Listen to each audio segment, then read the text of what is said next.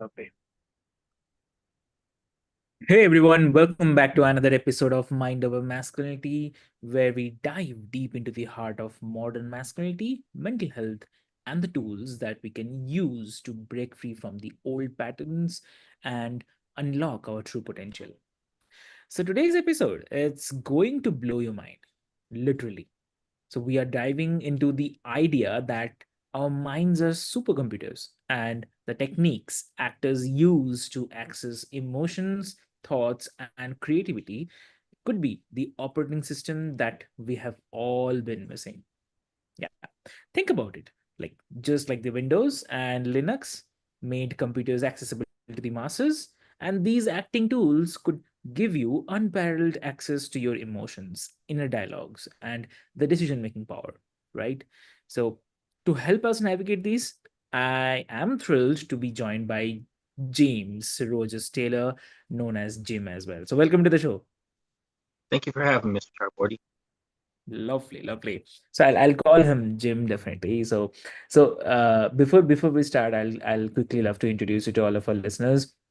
Dear listeners, Jim is an actor, marine veteran, and modern philosopher who's blending the wisdom of performance with a vision for human evolution. So James, or as call him Jim, so has over 20 years of experience in the entertainment industry and a unique perspective on the connection between mind, emotions, and the spirit. And today, he's going to show us how anyone can help or anyone can apply these tools to break the mental barriers and take control of their lives.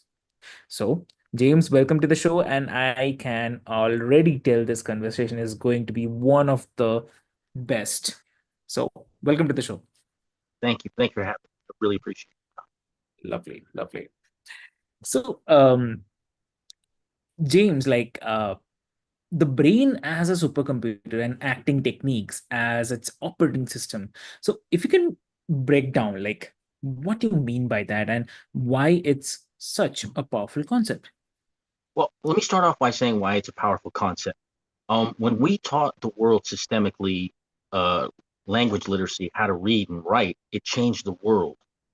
When Yeah. we people mathematics, when we gave them numerical literacy, it changed the world. If we give the world a system that they can learn to interface their mind and emotions to give them mental and emotional literacy, why wouldn't it change? My argument is that if we look at where these tools came from, they came from acting masters who are respected and who spent their lives building these tools and techniques. Now we have to look at artists, because when you look at different artists, you look at what they work with, like metal workers work with metal, um, glass workers work with glass, composers music and instruments, painter with canvas and paint. Think about what the actor works. We don't pretend anymore. We work with the human mind and emotions. That's the clay we use to mold to create our characters. What I'm saying is that these people 100 years ago who came up with these techniques created these tools where we are now, as human beings, as actors, using real emotions in imaginary circumstances. We're building real working human mindsets for the use on the stage. But the rub is we don't have a mind and emotions for the stage and a mind and emotions for life. Ipso facto, these masters accidentally came up when they came up with these tools and techniques for actors to create life on stage. They gave it to all of us as well. We just didn't realize that. Exactly. Understood. And so, do you think that most people are stuck using their default settings? And if so, then what does that actually look like in a daily life? Okay, yes, absolutely. Mhm. I would like to start off as saying where this is coming from. The idea is that science are the best mind scientists. They're the ones that are saying the human brain is the most powerful supercomputer we know. And when I came across acting, it was a couple years after, like 2008, when this idea hit me, that I realized that there was more to this than meets the eye. But now it's getting to the point where I can see exactly what it is. Like I said, it's giving us literacy. Like there's this one technique called the Stanislavski system. It's one of the first ones there is. Now, the purpose of the Stanislavski system is for an actor to break down a moment so they can see all the possible choices in that moment for their acting for their character to make the best choice. Now, let me read off these questions to you. And when I read them off, appreciate these aren't just acting questions. These are life questions that a lot of people never ask themselves. They never take the time to break down the moment they're in to see all the choices. So this kind of works like sonar. A submarine is under the ocean, you can't see anything, it sends out pings. The pings send back information. Like that's where the ground is, there's where other submarines are, that's where the ships offshore are. Now, these are the questions in the system. Number one, who am I? This is the moment in relation to you. Number two, where am I? This is the moment in relation to the environment you're in. Number three, when is it? This is the moment in relation to time. What do I want? This is the moment in relation to purpose. Why do I want? This is the moment in relation to desire. How do I get it? This is the moment in relation to action. What's in my way? This is the moment in relation to obstacles. So these 7 questions in life, if you ask these for yourself, it's going to send out these pings that are going to bring back information for you to ask what's best in life. Because number 4, number 5, what do I want? Why do I want it? First of all, there's so many people who I've asked, what do you want? And they're like, I never thought about it. It's like, why aren't you thinking? How can you align your life to what you want if you aren't thinking about these things? And two, if you can't differentiate what do you want versus why do you want it, someone can manipulate you and have you working for their needs instead of yours because you don't know your purpose versus desire. But again, that's just a small sample of how these work. And there's so many more exercises. Exactly. I mean, that's such a relatable analogy. I think many of us feel like we are operating on autopilot, uh, reacting instead of consciously acting. So what you are describing is a way to reboot the system and take control of how we process the world. That's really great. Yeah. And so you have this powerful belief that the mind and the emotions together form the human spirit. So if you can uh, share about how understanding this relationship can lead to the personal growth. Absolutely. I think it's closest related to Plato's allegory of the soul, where he talks about how, there's the rider and there's the noble horse and the ignoble horse, where to me, it's simplified. And this comes from my youth when I was a little one. It's really the only way I know how to live.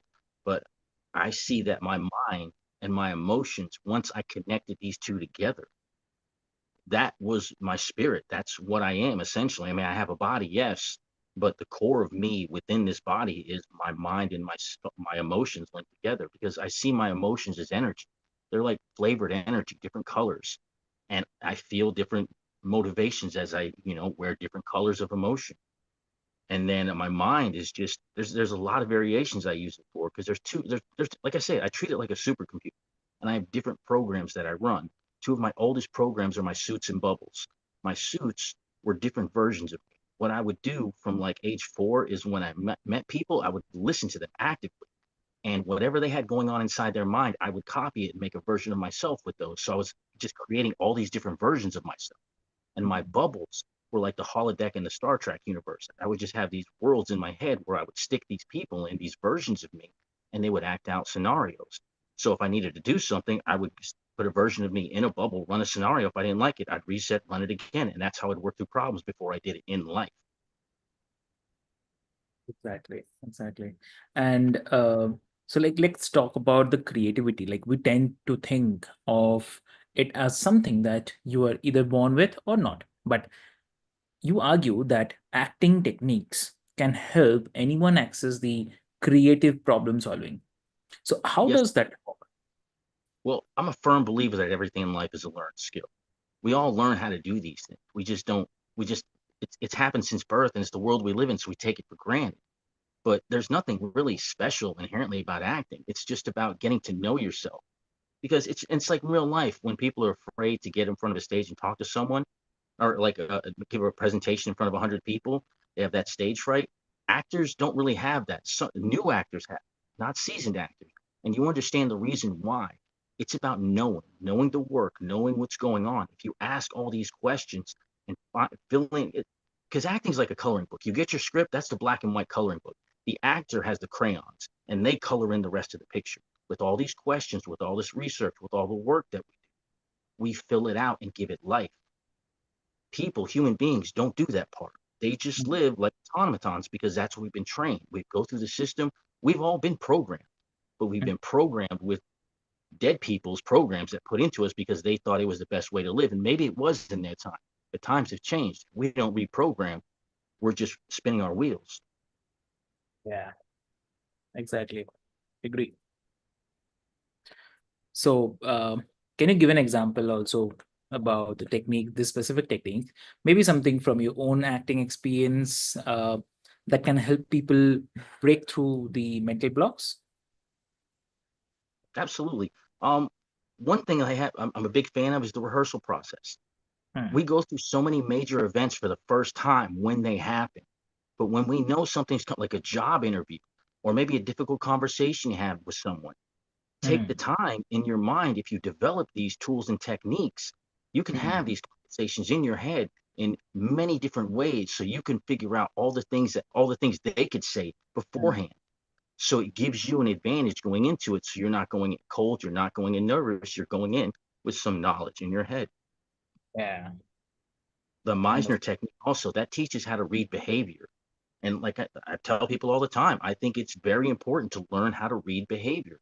It teaches you how to see your partner, whoever it is you're talking to, and be an active listener. With men, we're in an age now where we're telling men that they need to be empathetic, but who teaches empathy systemically? Who Hmm, teaches emotional regulation? Who yeah, teaches theory of mind? All of these things are taught in the acting world, but they're taught in the imaginative. And just making the arguments like, why are we working so much harder to build imaginary people than we are real people? We talk all the time how we tell people we need to build your character, but what tools and techniques do we give them other than the platitude? And I'm just saying these tools and techniques by Stanislavski, Meisner, Hagen, they're exactly what that is. These are the tools that everybody gives us just a platitude for. understood. Yeah. And like fear is one of the biggest barriers to change. So whether it's fear of failure, rejection, or even success. So how do acting techniques help people confront and overcome the fear? Well, fear is generally born from places like insecurity or not feeling like you're enough. The Uh-huh. beautiful thing about acting techniques is whether it's for the stage or for real life, these are the Mm, tools that teach you how to build yourself in all different ways. I mean, because think about it. The purpose of these tools is to teach an actor how to mentally and emotionally become any human being on the planet. If that's what these tools can do, imagine the implications for everyone else. If you see someone like the popular kid in your school, well, why don't you use these tools and techniques to become that kid? Maybe not the money and the influence, but with the from a spiritual standpoint, from having the confidence, the easygoing spirit, and just a myriad of soft skills that these techniques teach will allow people to live a much richer and fuller life.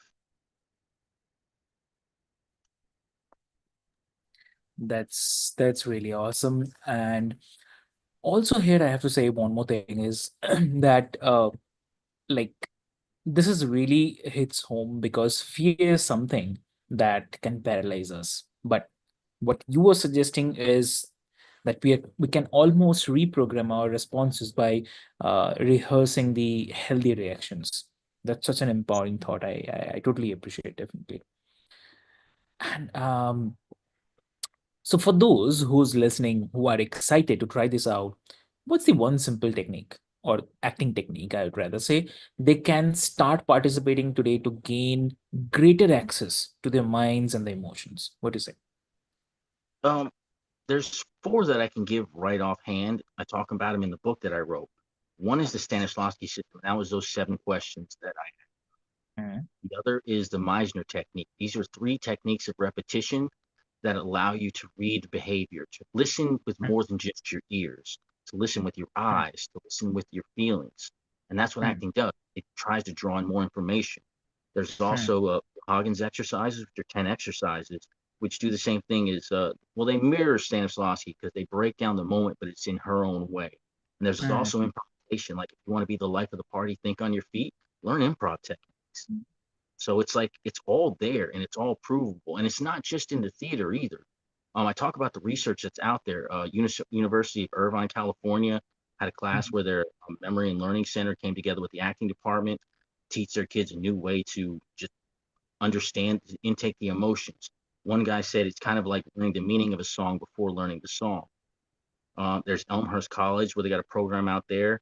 Sense Theater is teaching kids who have autism how to understand a situation better, because it works like this. Like if you're in a play, you have the script that got Mhm. you. If improv, you don't. You have to learn how the structure of the play works. So that's essentially what they're doing with autistic kids. They're teaching them the structure of how society works so they don't have to pick up on the social cues. They can just see it beforehand. There's also trauma drama that teaches kids uh, who've been hurt with different traumas how to use theater techniques to help heal those traumas through various ways. But they'll do it through a different trauma. That way, they don't have to instigate what happened in their life. So there's a lot of examples out there. The thing is, this is all for people who've been broken. And I'm saying, why wait till people are broken before we give them these techniques that have been proven to work? Give it to them when they're young so they can grow more strong and robust so they won't get damaged through the trials of life. That's awesome. That's really awesome. And so before we move, like you have mentioned that emotional literacy could revolutionize how we think, communicate, and even evolve as a society. So how do you envision this playing out on a larger scale? Well, first of all, it would change males across the board because what's one of the biggest complaint in relationships? That men Mm, don't listen, men don't connect emotionally. Well, again, it's like, how can they when we're never taught that? I mean, I remember growing up as a mm, boy. You know, you didn't want to be emotional because it was taught as being bad. Or it's like that's not true. Emotions aren't masculine or feminine; they're human, mm, and we have to appreciate that. It's the way we color our lives. So if we do that, not only will we have men that are more communicative, that are more mm, grounded in their emotions so they can regulate them better, their theory of mm, mind is going to improve because they can think things through a lot better. So, like I mm. said, I really believe it'll be revolutionary for our species and we'd be happier people for it too. Lovely. Great. So, James, this conversation has been revelation, and definitely I have to say, like you have shown us that the techniques actors use to create emotional magic on stage or screen can also help us create the magic in our own lives. So, for everyone who is listening, think about this. What if the key to unlocking your potential isn't something external, but something that you have had inside you all along, right? So, also, what if all you needed was the right operating system to access it? So I encourage you all to take what you have learned today and experiment with it and try the techniques that James shared today and reflect on how you currently process your emotions and see where you might be limiting yourself. And if you want to learn more about, make sure to follow James Rojas-Taylor and or Jim and dive deeper into his work. So, this is just the beginning of a journey towards greater emotional and the mental freedom. So, James, thank you so much. Thank you for your insights and passion with us today, sharing with us today. And dear listeners, until next time, remember that your mind is a supercomputer, but you are the programmer. But take control, be curious, and stay bold. So, thank you so much.